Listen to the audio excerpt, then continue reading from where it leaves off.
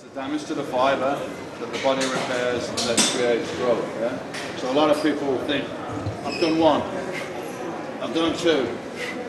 There's nothing on the way down. You're going to bring it up, control, squeeze, nice and slow on the way down. Fight it, feel the muscle fibres on the way down. So I would warm up on there, 1 or 2 sets just to warm up. Then I would do 1 set, all out, failure. I'd have a training partner spotting me so I'm getting slow. A couple of force reps there. Then I would move on to barbell curl, standing dumbbell curl. One of the more exercises where there might be a little bit of body movement. If there is, it's not really going to matter because that muscle has been isolated and exhausted. If it's really weak, any body part that's really weak, you can use techniques to up the intensity. But you shouldn't do it on everything. So let's say your biceps are weak but your triceps are really strong. On the triceps, just do your normal workout, go to failure, that's about it. Don't do anything special. And then in the biceps, say it's strong. So you can do force reps. I can't do any more here. I have to get my training partner to lift that up there. Because the negative strength is greater. Although I failed here, I can't do any more. I still have a couple more these left in the bag. So the training partner will lift this up. Right, ready? Hold it. Until I can't control that anymore. That means I've exhausted every phase of that muscle. Another technique you can use on a weak body part is rest pause. So, say you're doing barbell curls, instead of doing a set of 8 to 10, I'll get a weight after warming up, of course, that I can probably only do 3 or 4 reps with. I'll do 3 or 4 reps, failure, put the bar down, wait, 10, 12 seconds, pick it up again, go to failure again. This time maybe it's 2 or 3, put it down again, another 10 seconds, go again. This time maybe I'll get 1 or 2. So, in effect, I've done a set, I've done 4, I've done 2 or 3, I've done 1 or 2. So, it's like, altogether it's like 10 reps, but I've failed 3 times during that set. And I get my muscles used to lifting the heavy poundage as well. But because it's very intense, you can't do 100 sets of it. You just do like 1 set of that, and then you've done your job, you know? You can do you do as many sets as you like, within your capacity, yeah? If you can curl today, 40-pound dumbbell for 6 reps, if I come back and talk to you in 2 years' time, and you're curling a 40-pound dumbbell for 6 reps, I'll guarantee you something. You will be exactly the same, you will achieve nothing, yeah? If your weights are not going up, if you're not progressing, if you do, whatever workout you're doing now, if you do that for the next 6 weeks and there's no progress, then if you continue to do that, you're insane. Yeah? Keep doing the same thing and expect to get different results. It doesn't make sense. So if it's not working, what are you doing now? You're not getting results. You've got to change your workout. You've got to look at your diet. You've got to change something. Keep doing the same thing, you're getting the same results. You're getting 0 now, you're getting 0 in the future. Anybody got any more questions on it? Any exercise techniques you want to see? What's your favorite arm? Biceps. I like this exercise. I've got a Nautilus bicep machine, which is basically like that, which means there's tension all through the movement. I like to start with those, any isolation exercise, and then after that I'll do normally a barbell curl, but inevitably there's a bit of, well, I try to keep it to its minimum. There's going to be a bit of movement there, there's a little bit of shoulder in there, a little bit of lower back, you know. But it doesn't matter if those muscles are coming into play because this has already been pre-exhausted, you know, so it's getting overloaded even more when I do that.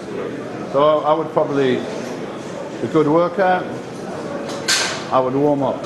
However much you want to do to warm up, that's up to you. 1 or 2 sets is you're going to do enough, right? Below your maximum. Then I would get a weight that I can probably struggle to get 6 or 7 reps with there.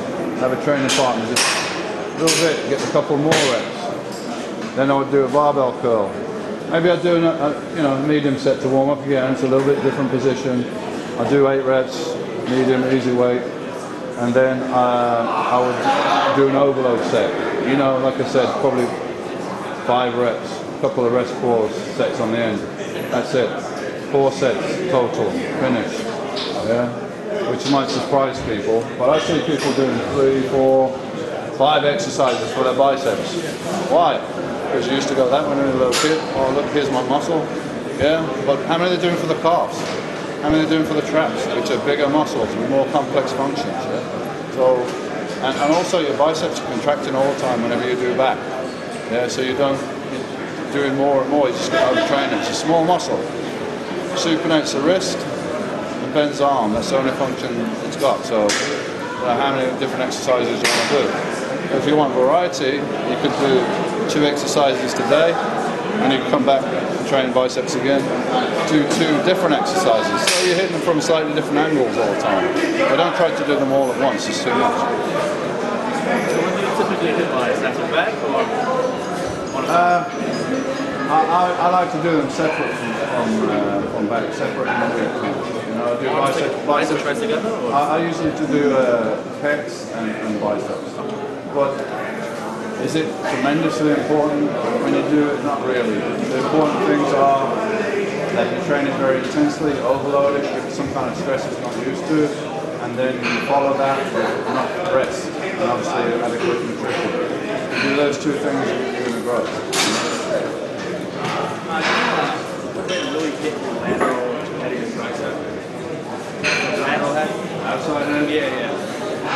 Pretty much most exercises do that. You know, push downs.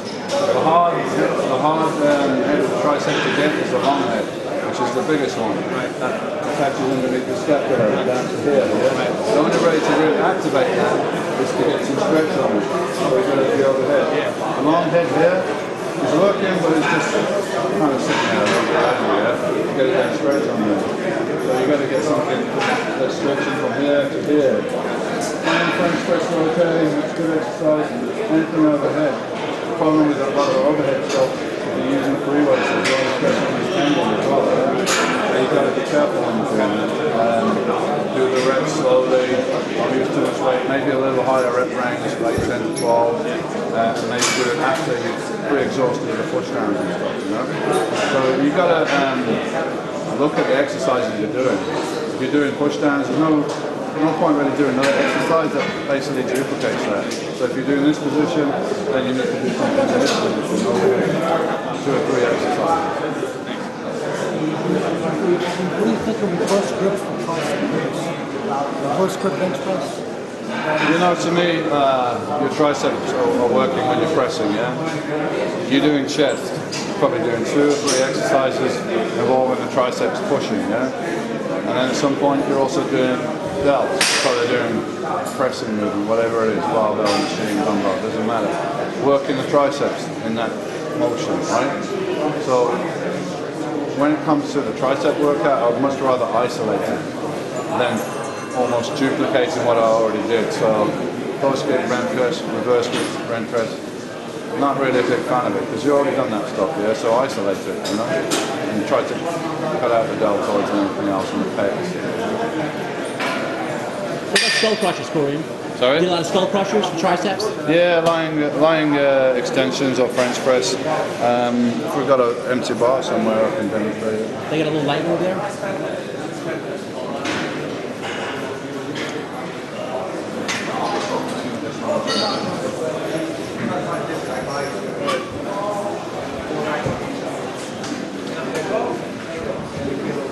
Great exercise, but there is a bit of stress on the tricep tendon. A lot of people get tendonitis from this. So what I do, put more stress on the triceps, less stress on the tricep tendon. Most people will start here and they go back and they like kind of pull it over like that. What I do, I start here and I'll go back to that angle. So you can see its angle, arms angle back, and I would go down and come back up with that angle. Can't use as much weight, but there's a lot more stress on the tricep, less on the tendon. So you come down here, keep that angle there. You start doing that after you taught the tendon? Who wants to have a go? Let's see somebody else do it. Come on, your turn. Come on. You start doing that after you taught the tendon? Can your hands back like that? No, I did it before. I didn't try tear my tricep tendon because I was doing something incorrect in the gym.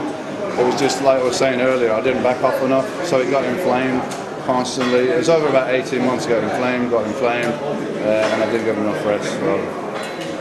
Good. Right. Now you're going to come back. There, right? Yeah. Down. That's it. Keep it back here. Alright? Go. Okay. You feel the tricep working, just took a lot of stress off the tricep tendon.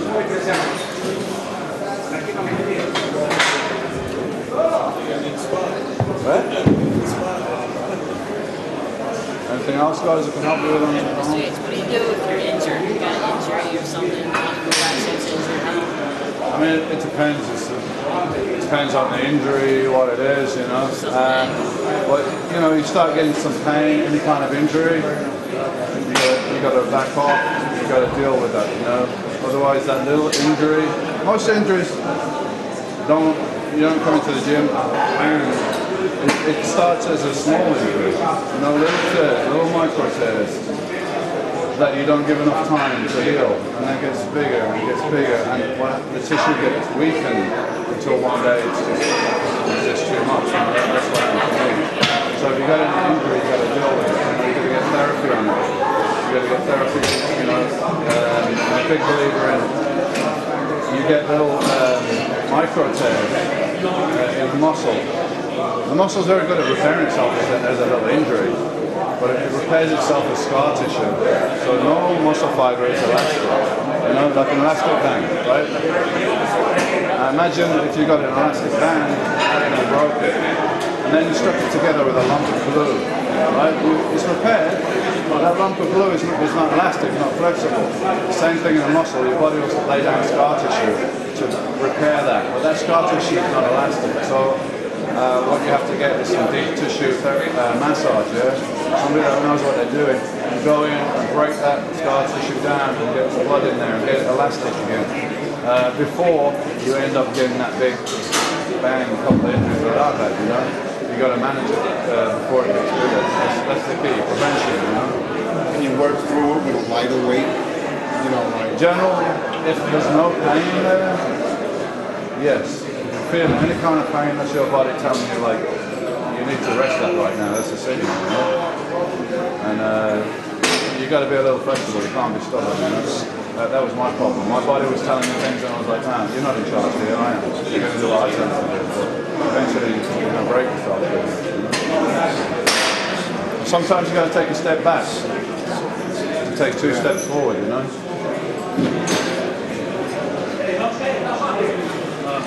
You had naturally strong forearms, so you do as much. I've never done any forearm exercise.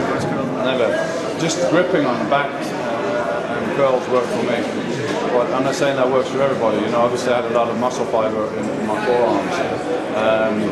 But you know, it's not complex. If you want to work your forearms, you're going to go that way. You're going to go that way. That's pretty much it. You know. Sorry? I use straps on back exercise on the heavier sets where I feel I got to a point where the strength of my lats is greater than my grip, you know? So if I'm doing an exercise I can't hold on to it anymore, my lats haven't failed, they've still got some energy in there, but the grip's failed. So then I would use straps on the last set, but don't use it on every set. Otherwise, you know, your grip is not going to get strong, right? So if you don't need them, don't use them. Same thing with any supportive belts, wraps. Don't use them if you don't need them. Just use them on the last set. And as far as like wrapping your knees and stuff, I never did that. No, I never did that. No. You can lift more weight, yeah. But if I put a big spring under your ass, you could lift more weight, you know? Muscles are not lifting it. And if you're supporting all the ligaments and tendons around your knee all the time, they're not going to get stronger. Why should they if you're supporting them all the time? So it's not a good idea, you know? But the other sets, you know, work your grip, work your forearms. I have a quick question. if you do use a strap and you can't hold on to it anymore, doesn't that take away from the quality of the set? Sorry? If you're using straps, does that take away from the quality of the set? Well, you know, you're probably going to use straps on the back work, yeah? So you're trying to connect the weight here to the lats here. What I'm saying is don't use straps unless you have to. If that grip's failing, before, you know, you got a couple more reps in there, then that's when you need to use straps. Just on the last set, that's it. You know? Normally I used to use 12, and I have to get my grip. Sorry? I use 12. Okay. Yeah, but if your grip's failing, then you need to do something, and the straps will be the best way to support that. If you don't need them, then yeah, don't use them.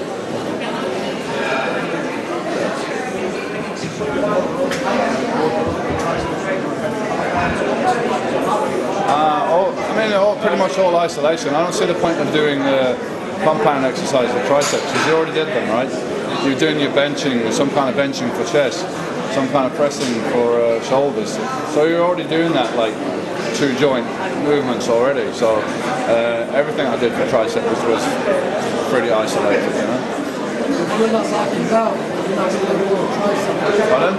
If you're not really blocking out, say like on bench press or shoulder presses, you're not really hitting the triceps. You're still working the triceps whether you lock out or not, right? Pushing off your chest, they're still working, you know?